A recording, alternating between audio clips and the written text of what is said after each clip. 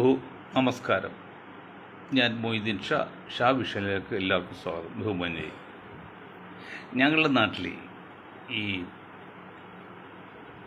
ഓടൊക്കെ ഉരുക്കി വീണ്ടും വേറുണ്ടാക്കുന്ന ഒരു മൂപ്പര് വന്ന് കട തുടങ്ങാൻ ശ്രമിച്ചു.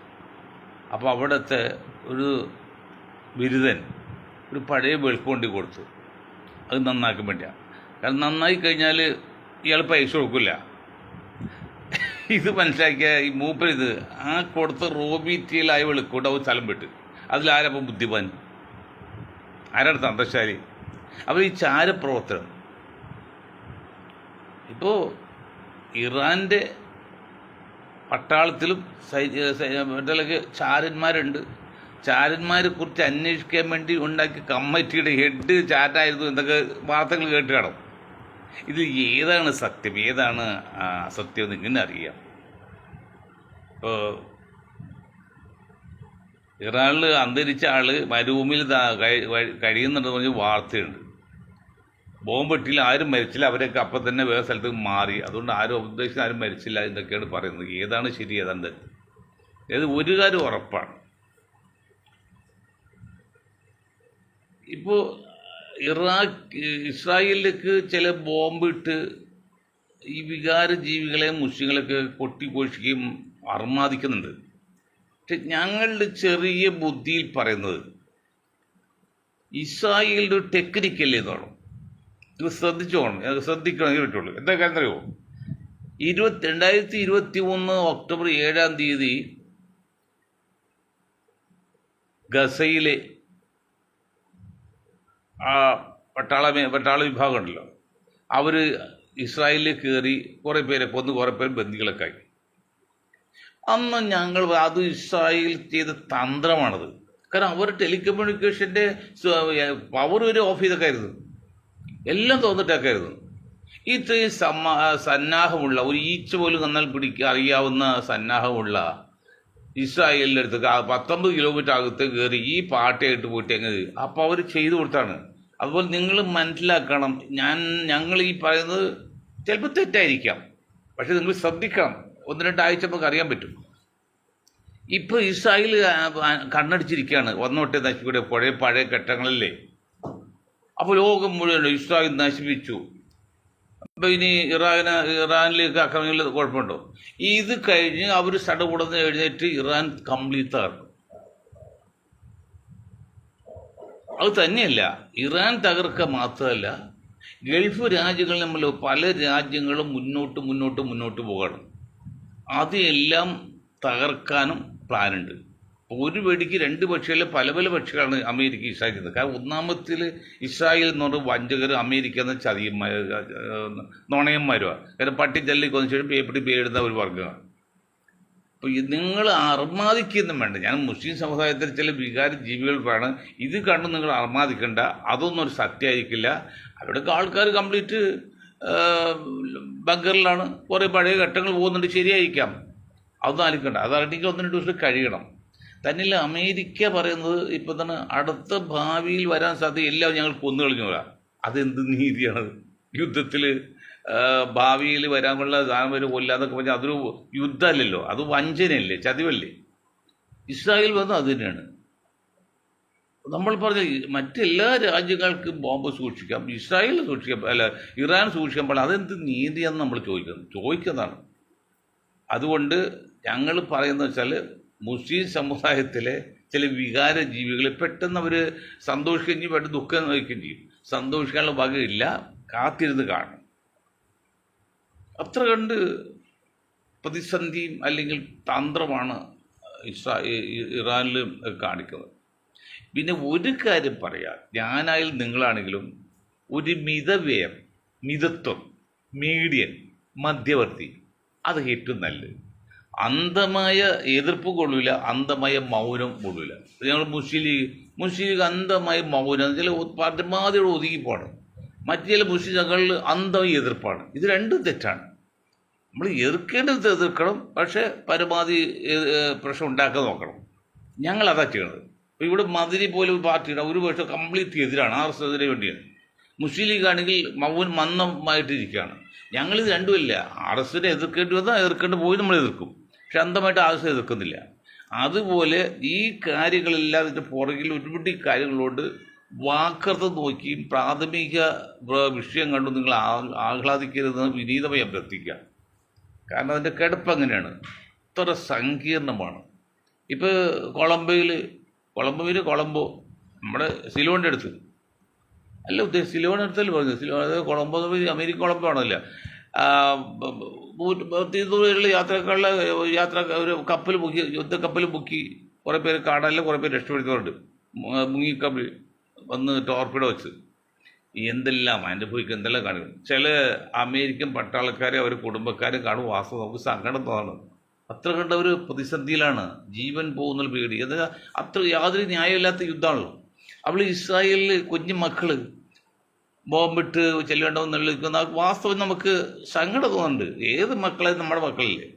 പക്ഷെ അപ്പോൾ ചിലർ സമാഹരിക്കുന്നത് ഇതുപോലെ 10,000 കുഞ്ഞു മക്കളല്ലേ ഗസയിലും പലസ്തീനിലൊക്കെ തകർത്ത് കളഞ്ഞത്. അന്ന് എന്തും ഉണ്ടായിരുന്നു എന്ന് വേണ്ടി സമാധാനിക്കും. അതൊക്കെ ഒരു സമാധാനിക്കാനുള്ള കാരണമല്ലാതെ യഥാർത്ഥ സത്യമല്ല. ഏത് മക്കൾ, ഇസ്രായേൽ മക്കളായാലും യഹൂദ മറ്റേ ഗസയിലെ മക്കളായാലും മക്കൾ തന്നെ മനുഷ്യൻ തന്നെ, നമ്മുടെ സുഹൃത്തുക്കൾ നമ്മുടെ മക്കൾ തന്നെയാണ്. അങ്ങനെ ഒരു അക്രമം നമ്മൾ കൂട്ടി നിൽക്കാൻ പാടില്ല, ഒരക്രമം. ഇറാനാണെങ്കിൽ പോലും ഇറാനെ മറ്റേ ബുർജ് ഖലീഫയിലൊക്കെ ബോംബിട്ടെന്നോ അവിടെ ആളെ മാറ്റിയെന്ന് പറഞ്ഞ് നമ്മൾ കാണുന്നില്ലേ? അങ്ങനെ ചെയ്തെങ്കിൽ അതിനേക്കാൾ വലിയ തെറ്റ് പറയണ്ടോ? അതിന് ഇറാനിലെ സൈനിക ഉദ്യോഗസ്ഥന്മാർ, സൈനിക മന്ത്രി പറഞ്ഞത് ഞങ്ങളല്ല ചെയ്യുന്നത്, ഇത് അമേരിക്ക അതിൻ്റെ പേരിൽ ചെയ്യിക്കുന്നതാണ്. അങ്ങനെ ഗൾഫ് രാജ്യങ്ങളെല്ലാം ഇറാനെതിരാകുകയും അവരെല്ലാം അമേരിക്കയുടെ ഇസ്രായേലിനും കൂടി യുദ്ധം ചെയ്തു. ഇപ്പോൾ ഏതാണ്ട് കുറേ ഒരു 5-6 പേര് ഇപ്പോൾ അമേരിക്ക അനുകൂലം നിന്നിട്ടുണ്ട്. കണ്ടോ എവിടെ പോയി സംഗതി, എവിടെ പോയി? ഇതിൽ വേറൊരു കാര്യം, ഇറാനെ സംബന്ധിച്ച് രാജഭരണം അല്ല ഇപ്പോൾ, ഒരു ഖലീഫ ഭരണം പോലെയാണ്. മറ്റ് ഗൾഫ് രാജ്യങ്ങൾ, സൗദി അറേബ്യ പോലെ രാജ്യങ്ങൾ പലതിലും രാജഭരണം. ആ രാജഭരണം ഒഴിവാക്കിയിട്ട് പുതിയ മാറ്റം വേണ്ട എന്ന് ഇപ്പോൾ അമേരിക്ക, ഇസ്രായേൽ പറയുമ്പോൾ ഇവരും പറയുന്നുണ്ട്. അതിൻ്റെ പേരിൽ ബോംബിട്ട് പ്രശ്നം ഉണ്ടായിക്കഴിഞ്ഞാൽ കഥകൾ നീണ്ടു പോകാണ്, അനുകൂലമല്ല. അത് പ്രശ്നം സങ്കീർണമാക്കും.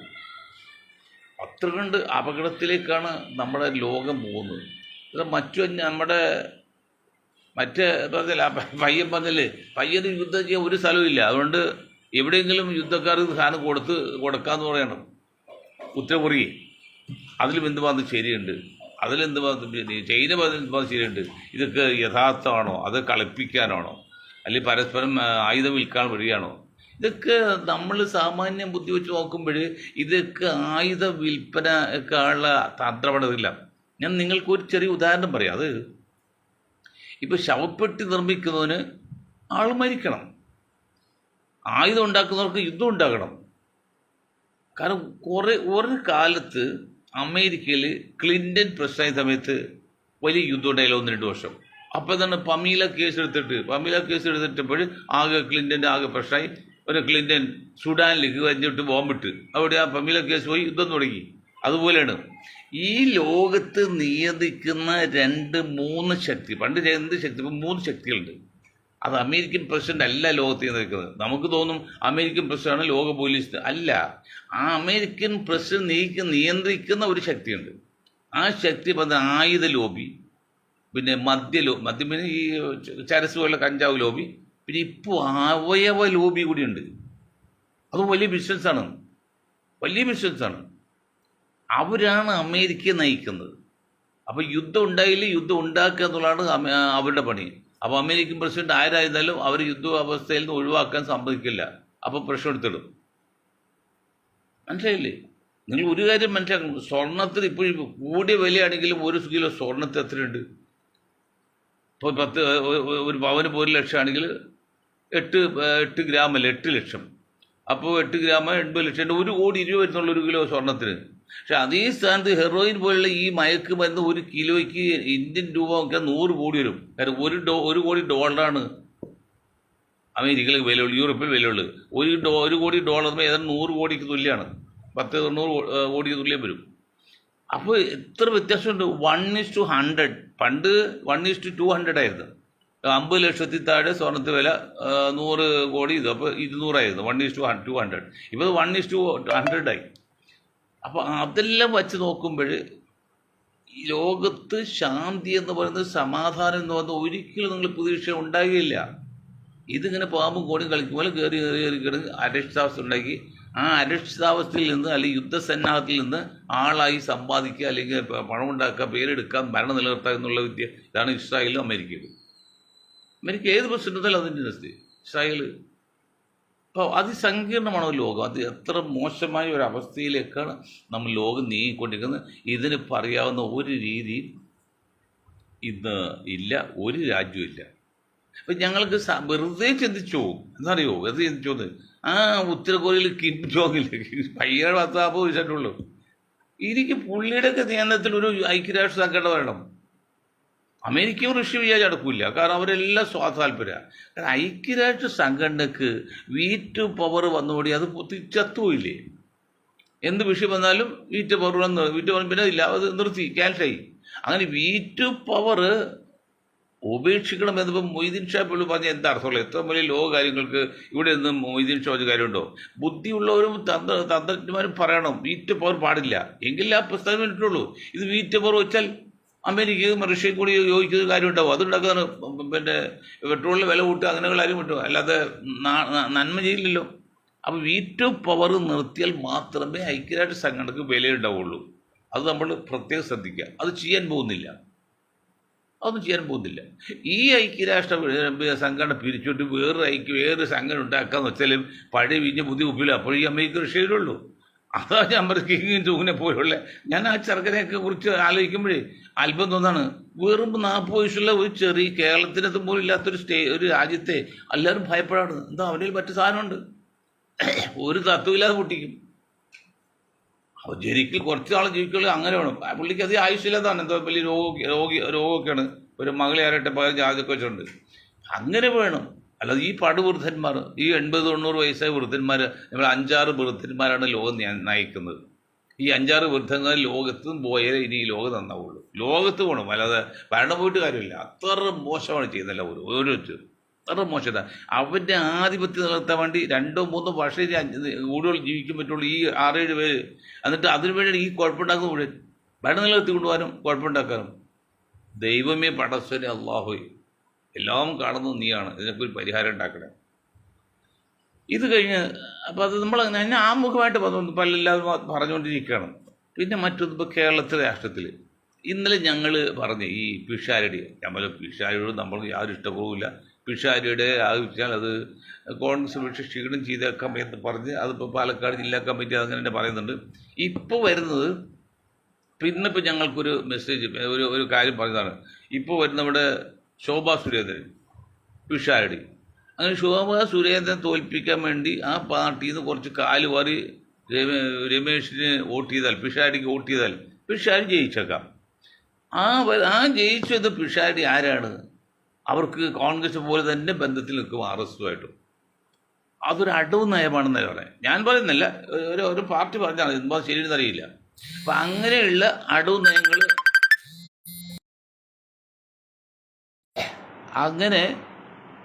അങ്ങനെ ചില അഡ്ജസ്റ്റ്മെൻറ്റ് അത് ഈ കോൺഗ്രസ് മാത്രമല്ല LDFനും അങ്ങനെ ചെയ്യുന്നുണ്ട്.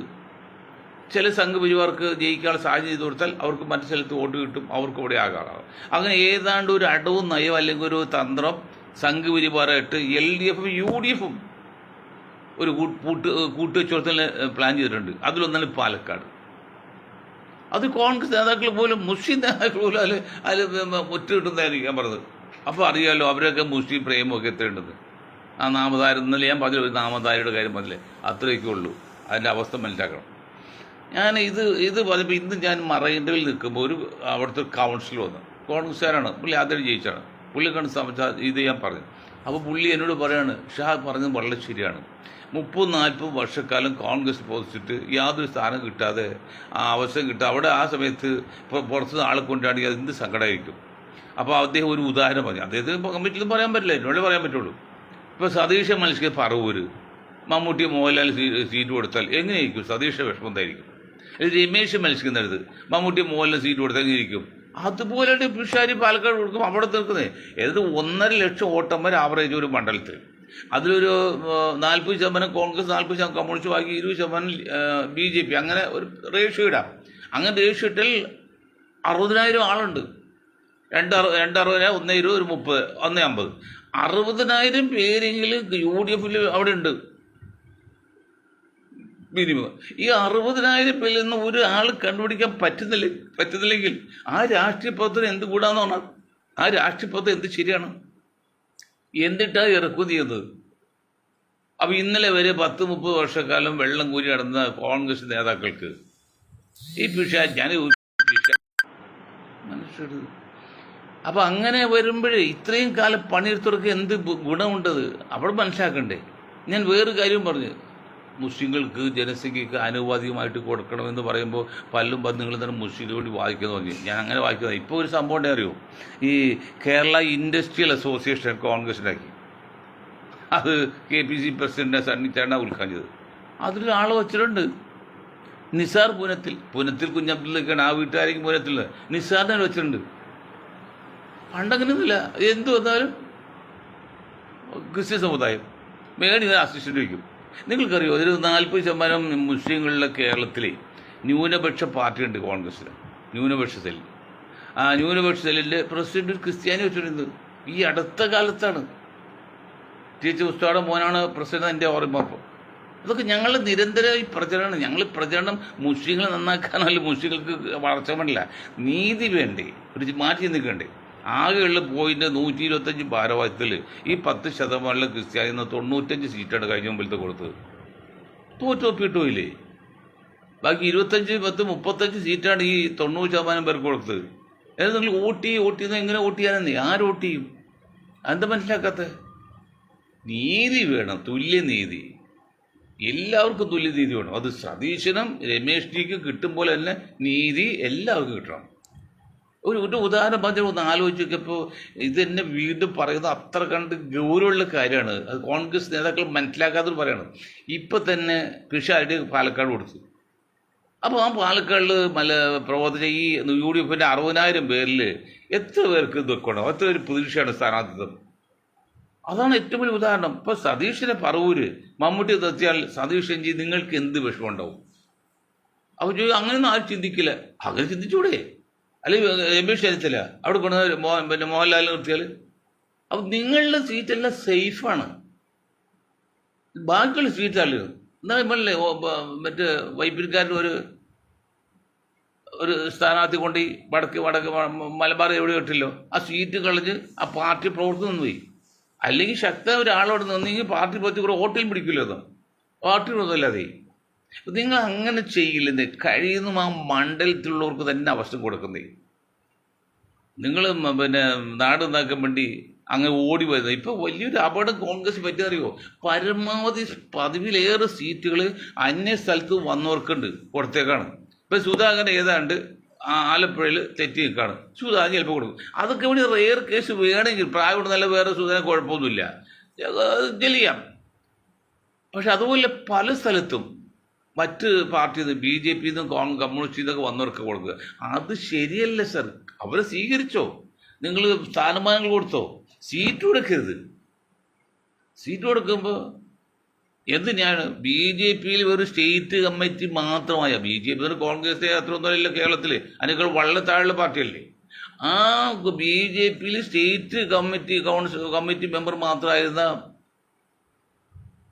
വാര്യര് വന്നപ്പോഴേക്കും സംസ്ഥാന ജനറൽ സെക്രട്ടറി പോസ്റ്റ്, കോൺഗ്രസ് സംസ്ഥാന ജനറൽ പോസ്റ്റൊക്കെ നമ്പർ 1 പോസ്റ്റാ. പ്രസിഡന്റിനേക്കാൾ അധികമാണ് ജനറൽ സെക്രട്ടറി. അവർ അത് കൊടുത്തിട്ട് പറയുമ്പോൾ ഒരു സീറ്റ് കൊടുക്കാൻ പോകണം. അപ്പോൾ ഈ 30 വർഷം 40 വർഷം കോൺഗ്രസ് പ്രവർത്തിച്ചവർക്കൊക്കെ എന്ത് അവസരം കിട്ടും? എന്ത് നീതിയാണ് സാർ അത്? അത് ഗുണമാവുമോ? അത്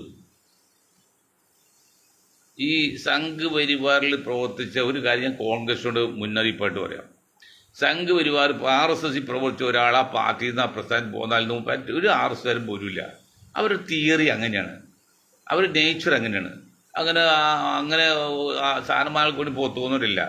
ഒരാൾക്കും പോന്നാൽ അവൻ വരും. ഞാൻ ഉദാഹരണം പറയും, ബഹുജൻ സമാജ് പാർട്ടി, കാൻഷാവിൻ്റെ പാർട്ടി, അംബേദ്കർ ക്രിസ്റ്റല പട്ടിണിയാണ്. ഞാൻ 10-20 വർഷം പ്രവർത്തിച്ച എൻ്റെ കൂടെ ഒരുപാട് ആൾക്കാരുണ്ടായത്. പക്ഷെ ഞാൻ ആ പാർട്ടി പോയപ്പോൾ എൻ്റെ കൂടെ ഒരാൾ പോലും വന്നില്ല. അത് എൻ്റെ കുഴപ്പമില്ല. അവർ ഞങ്ങൾ പാർട്ടിയാണെങ്കിൽ ഇത് തന്നെ നിൽക്കുകയാണ്. അവർ ഇന്നും നല്ല നമ്മൾ ബഹുമാനമുണ്ട്. പക്ഷെ കൂടെ പ്രവർത്തിക്കാൻ അത് കിട്ടുമില്ല. അതിൽ സംഘ പരിവാദം പോത്ത ഒരു രണ്ടാമതൊരു വോട്ട് പിടിക്കാൻ പറ്റില്ല. ഈ